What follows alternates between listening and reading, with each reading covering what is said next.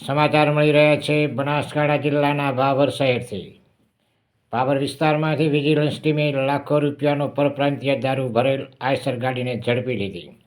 Eicher ગાડીને ઝડપી પાડવામાં વિજિલન્સ ટીમને મળી સફળતા. મેણિયાના કટ્ટા નીચે ગાડીમાં ગુપ્તખાનો બનાવીને પરપ્રાંતીય ઇંગ્લિશ દારૂનો જથ્થો છુપાવવામાં આવ્યો હતો. આઈસર ગાડીની તલાશી લેતા પોલીસની બાજ નજરે દારૂના જથ્થા સહિત એક ઈસમને સાથે 30 લાખ રૂપિયાના મુદ્દામાલ કબજે કરવામાં આવ્યો છે.